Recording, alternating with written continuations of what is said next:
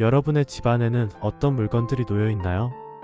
누군가는 오래된 가족 사진을 소중히 간직하고 있고, 누군가는 부모님이 쓰시던 낡은 장롱을 여전히 방 한쪽에 모셔두고 있습니다. 또 어떤 분들은 쓰지 않는 전자제품이나 깨진 그릇을 언젠가 쓸지도 모른다는 생각에 그대로 보관하고 계시지요. 하지만 오늘 이 시간만큼은 여러분께 꼭 한 가지 불편한 진실을 말씀드려야 할 것 같습니다. 풍수적으로 보면 집안에는 복을 불러오는 물건도 있지만 반대로 복을 죽이는 물건도 분명 존재합니다. 그리고 더 무서운 건 그 물건들이 대부분 너무나 평범하고 흔하다는 사실입니다. 우리는 알지 못한 채 그 물건들과 함께 살아가고 있고, 조상님이 보내주신 복, 하늘이 내려준 기운을 조용히 그러나 확실하게 맡고 있을 수도 있습니다. 오늘 영상에서는 복을 죽이는 물건들의 정체, 그 물건들이 왜 위험한지, 그리고 그것들을 어떻게 정리하고 집안의 흐름을 다시 되살릴 수 있는지를 자세히 알려드리겠습니다. 혹시 여러분도 이상하게 돈이 안 모인다, 집안 분위기가 자꾸 무겁다, 별일 아닌데 가족끼리 감정이 상한다는 느낌을 받고 계셨다면 지금부터 이 이야기를 꼭 끝까지 들어주시기 바랍니다. 풍수에서 복은 에너지이자 흐름입니다. 그 복은 하늘이 보내주시고 조상님이 길을 터주시며, 그 흐름이 집안 구석구석을 돌면서 사람의 말과 마음 그리고 삶을 조금씩 바꿔갑니다. 그런데 이 흐름은 아주 예민합니다. 공간의 형태 하나, 물건의 배치 하나에 따라 복이 머물 수도 있고 문 앞까지 왔다가 돌아설 수도 있습니다. 그리고 그 복을 되돌려보내는 가장 큰 원인이 바로 죽은 기운을 가진 물건들입니다. 첫 번째, 사용하지 않는 고장난 전자제품. 집 안구석에 고장난 선풍기, 오래된 라디오, 작동하지 않는 리모컨이나 TV가 먼지 쌓인 채로 그대로 놓여있는 경우 많습니다. 이 물건들은 더 이상 기능을 하지 못하는 죽은 기운을 품고 있습니다. 풍수적으로 전자제품은 활성의 상징입니다. 그런데 그 기운이 멈춘 채로 방치되면 집안 전체의 흐름까지 함께 정지된다는 뜻입니다. 특히 TV나 라디오처럼 소리와 화면으로 기운을 움직이던 물건이 어둡고 차갑게 멈춰있는 모습은 복이 흘러 들어오다 다시 멈추는 구조와 같습니다. 이런 물건은 반드시 정리하시길 권합니다. 버리기 어렵다면 최소한 전선을 제거하고 천을 덮어 기운의 순환을 멈췄다는 표시라도 해주시는 것이 좋습니다. 두 번째, 깨진 그릇과 금 간 유리컵. 이건 너무 사소해서 대부분이 그냥 넘기고 사용하시는 물건입니다. 하지만 풍수에서는 그릇은 곧 복을 담는 그릇이며, 유리는 기운을 투명하게 흐르게 하는 매개체입니다. 그런데 금이 간 그릇, 모서리가 깨진 유리컵, 조금이라도 흠이 있는 접시를 계속 쓰게 되면 그 깨짐의 기운이 복의 에너지를 손상시키고 특히 재물운을 흐트려버리는 결과를 가져옵니다. 이건 단순한 물건의 문제가 아닙니다. 하늘이 보시기에 복을 담을 그릇이 이미 상해 있다는 뜻이 됩니다. 그러니 비록 아까운 물건이라도 금이 갔다면 복의 순환을 위해 정리한다는 마음으로 과감하게 손에서 놓아주시는 것이 필요합니다. 세 번째, 거울의 방향이 잘못된 경우. 거울은 풍수에서 굉장히 중요한 기물입니다. 기운을 반사하고 증폭시키며 복이 머무는 공간을 넓히는 역할도 합니다. 하지만 반대로 거울이 잘못 배치되면 복이 들어오는 길을 튕겨내버릴 수도 있습니다. 특히 현관문을 정면으로 마주한 거울, 침대나 식탁을 비추는 거울, 그리고 지저분하고 얼룩진 거울은 집 안으로 들어오는 복의 흐름을 그대로 밖으로 밀어내는 결과를 가져옵니다. 거울은 반드시 벽을 등지도록 하시고 현관을 마주하지 않도록 조정하며 정기적으로 닦아 맑은 기운을 유지해 주셔야 그 공간에 조상님과 하늘의 기운이 머물 수 있게 됩니다.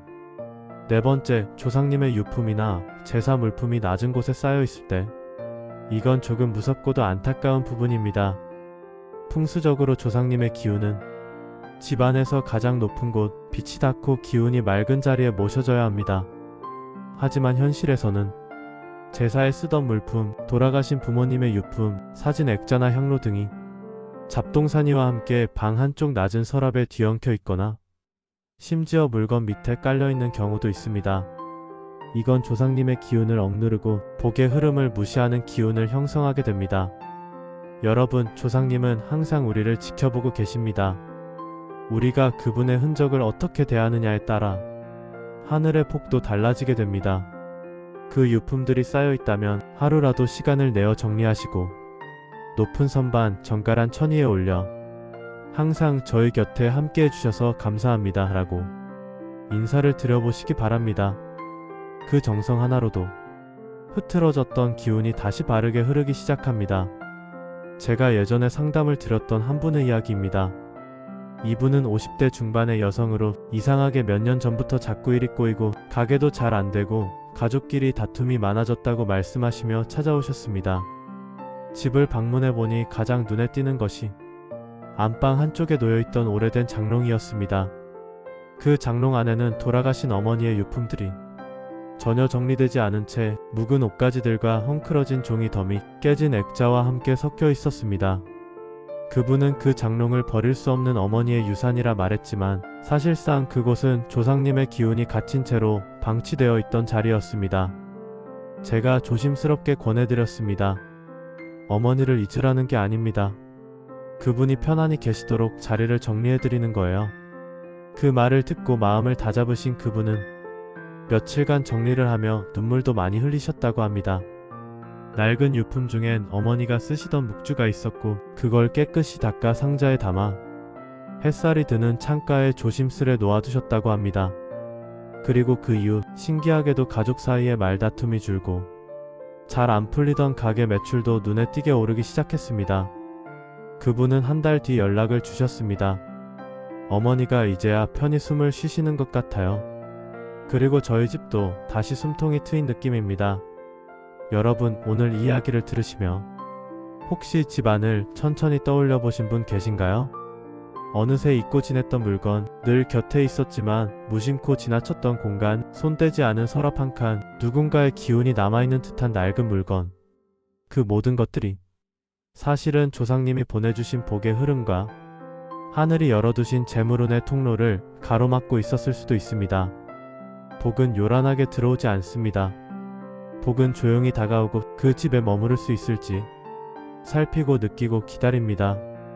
하지만 우리가 그 자리를 어지럽게 만들고 죽은 기운으로 채우고 하늘의 흐름을 무시하고 있다면 그 복은 말없이 돌아섭니다. 아무 일도 일어나지 않는 것 같지만 사실 그건 복이 우리를 비켜간 순간일지도 모릅니다. 오늘 이 순간 집안의 기운을 바꾸는 데는 아주 작은 실천이면 충분합니다. 쓸모없어진 물건 하나를 정리하고 깨진 그릇을 과감히 손에서 놓고 조상님의 유품을 정갈하게 닦아 햇살 좋은 곳에 모셔두는 일. 이 작은 변화들이 모이면 그 집의 말투가 바뀌고 마음이 편해지며 결국 돈복과 재물은 그리고 하늘의 기운이 조용히 돌아오기 시작합니다. 오늘 이 영상을 보신 여러분, 지금 이 순간부터라도 복이 머무는 자리를 만들어 보시겠습니까? 그리고 그 자리에 앉아 이렇게 조용히 말씀드려 보세요. 하늘이시여, 조상님, 제가 몰랐던 탓에 복이 머물지 못했다면 이제라도 비워두겠습니다. 복이 다시 오실 수 있도록 저의 마음과 공간을 정성으로 준비하겠습니다. 하늘은 그런 진심을 절대 외면하지 않습니다. 조상님은 그런 정성을 반드시 기억하십니다. 그 복은 반드시 돌아옵니다. 아니, 어쩌면 지금 이 말을 들으신 이 순간부터 이미 복은 여러분을 향해 조용히 걸음을 옮기고 있을지도 모릅니다. 감사합니다. 오늘도 여러분의 집안에 하늘의 기운과 조상님의 은혜 그리고 따뜻한 복이 머무르기를 진심으로 기원드립니다.